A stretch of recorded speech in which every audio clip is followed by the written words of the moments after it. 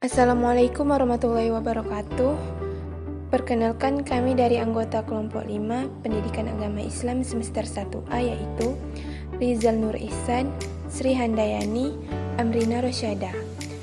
Adapun dosen pengampu mata kuliah psikologi umum yaitu Ibu Mila Juliawati, BSOC-SC, MSOC-SC. Baiklah, di sini kami akan membahas materi mengenai teori perkembangan moral dan emosional anak. Adapun subbab materi yang akan dibahas diantaranya yaitu ruang lingkup perkembangan moral, teori perkembangan moral, pengertian emosi, teori tentang proses terjadinya emosi, dan tahapan perkembangan emosi. Ruang lingkup perkembangan moral. Ruang lingkup perkembangan moral mencakup diantaranya adalah tahapan kejiwaan manusia dalam mengembangkan nilai moral kepada dirinya sendiri, mempersonalisasikan dan mengembangkannya dalam pembentukan pribadi yang mempunyai prinsip, serta dalam mematuhi, menentukan pilihan, menyikapi, atau melakukan tindakan nilai moral. Menurut Piaget, anak berpikir tentang moralitas dalam dua cara, yaitu cara heteronomos usia 4-7 tahun, di mana anak menganggap keadilan dan aturan sebagai sifat-sifat dunia atau lingkungan yang tidak berubah dan lepas dari kendali manusia. Dan cara kedua adalah autonomos usia 10 tahun ke atas, di mana anak sudah menyadari bahwa aturan-aturan dan hukum itu diciptakan oleh manusia. Menurut Kohlberg, perkembangan moral anak usia prasekolah berada pada tingkatan yang paling dasar, yaitu penalaran moral prakonvensional. Pada tingkatan ini, anak belum menunjukkan pengembangan nilai-nilai moral. Pertimbangan moralnya didasarkan pada hal-hal yang bersifat fisik dan hedonistik. Ada 4 area perkembangan yang perlu ditingkatkan dalam kegiatan pengembangan atau pendidikan usia prasekolah, yaitu perkembangan fisik, sosial, emosional, kognitif, dan bahasa. Teori-teori tentang perkembangan moral. Yang pertama, teori psikoanalisa. Menurut Sigmund Freud, manusia memiliki 3 struktur kepribadian yang berbeda-beda, yaitu ada id yang merupakan kepribadian yang irasional dan tidak disadari. Lalu ada kepribadian ego, yaitu kebalikan dari id. Ego merupakan kepribadian rasional dan disadari, namun tidak memiliki moralitas. Dan yang terakhir adalah superego, di mana ia memiliki sistem nilai dan juga moral. Yang kedua, teori belajar sosial tentang perkembangan moral.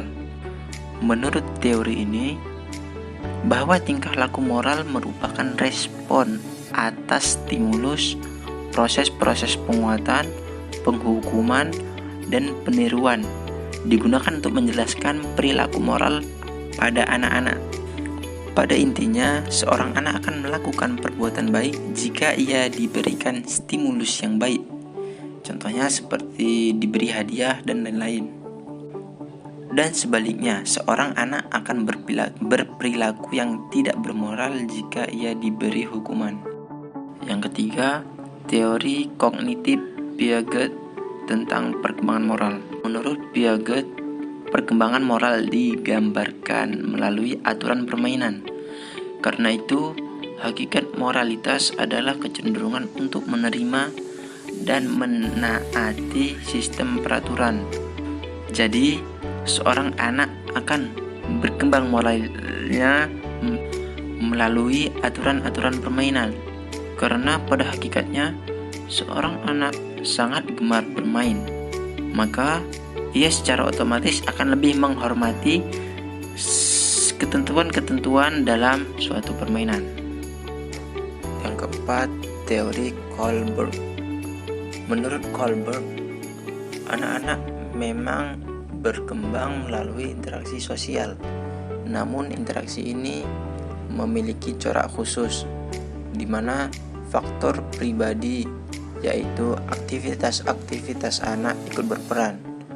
Hal penting lain dari teori Kohlberg adalah orientasinya yang mengungkapkan moral yang hanya ada dalam pikiran dan yang dibedakan dengan tingkah laku moral dalam arti perbuatan nyata. Semakin tinggi tahap perkembangan moral seseorang, maka akan semakin terlibat moralitas yang lebih mantap dan bertanggung jawab dari perbuatan-perbuatannya. Pengertian emosi.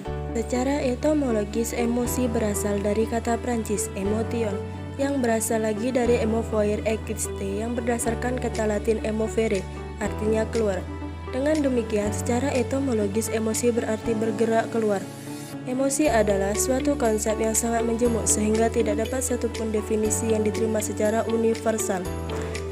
Emosi sebagai reaksi, penilaian positif atau negatif yang kompleks dari sistem saraf seseorang terhadap rangsangan dari luar atau dari dalam diri sendiri.